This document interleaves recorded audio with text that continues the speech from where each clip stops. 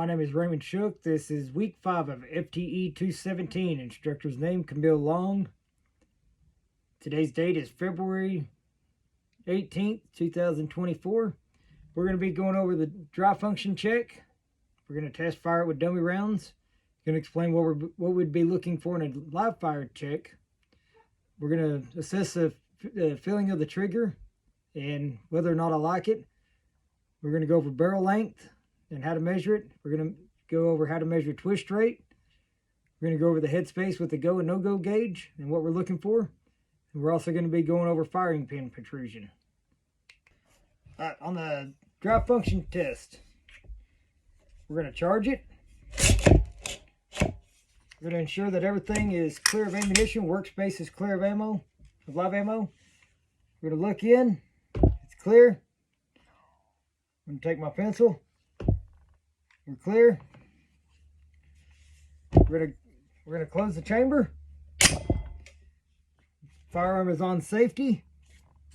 We're going to try pulling the trigger, nothing happens. Put it on fire. Pull the trigger, fires. While holding the trigger, we're going to come back, ensure that the trigger resets.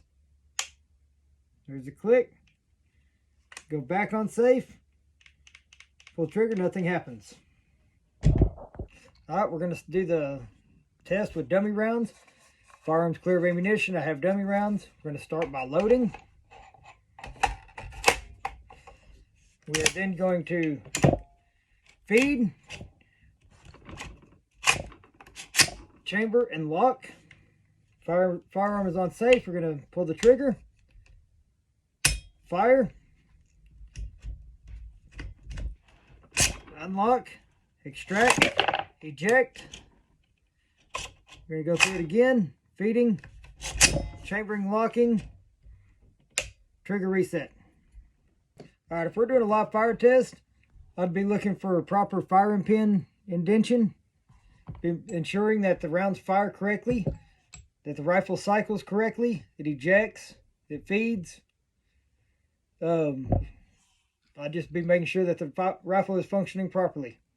Okay, on the trigger, I have upgraded this. It no longer has a single stage. I put a double stage in it.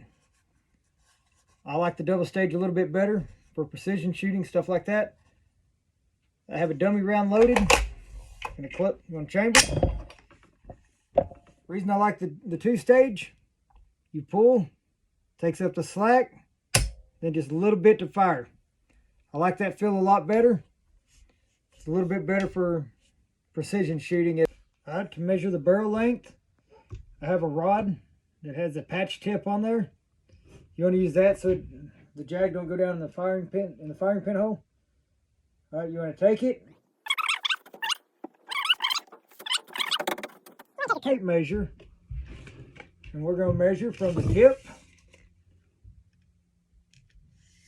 down to our line, which comes out to 18¼ inches. As you can see here, 18¼ inches, which that makes it an 18-inch barrel. All right, we're going to start the barrel twist, find out how to do it. I have a Post-it note, so that way we can watch our barrel rotation. Have a patch on the end.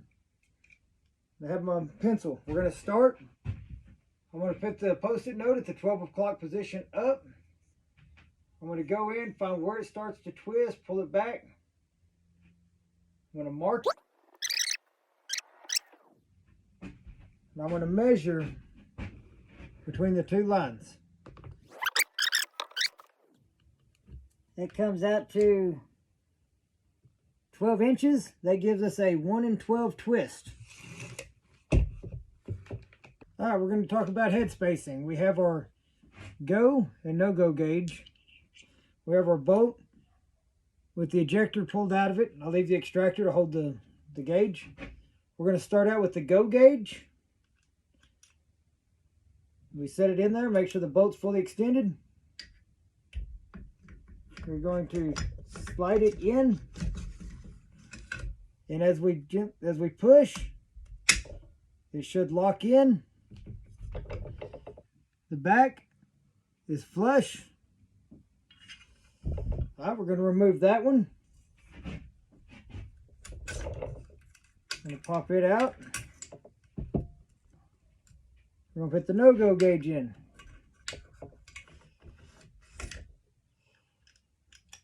All right, no-go gauge is in. We're going to put it in.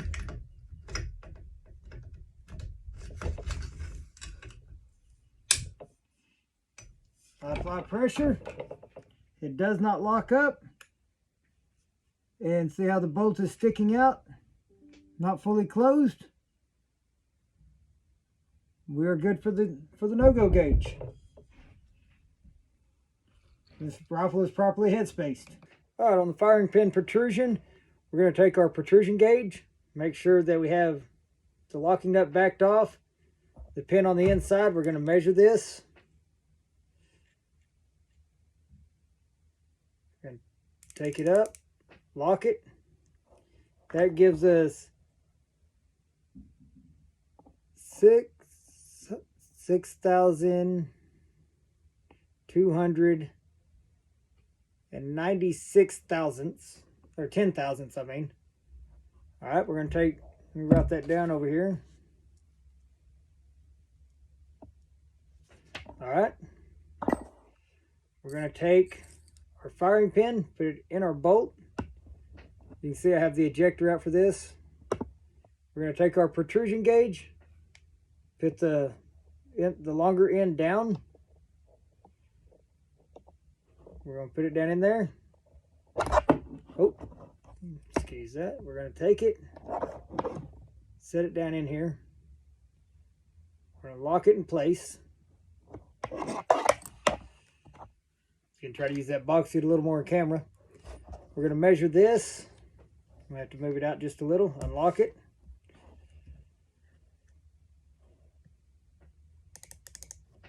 We're going to lock that in. That'll be 6,756 thousandths. Write that down, 6,756 thousandths. We're going to take those numbers, going to subtract them. That gives us 460 thousandths, or I'm sorry, 46 thousandths.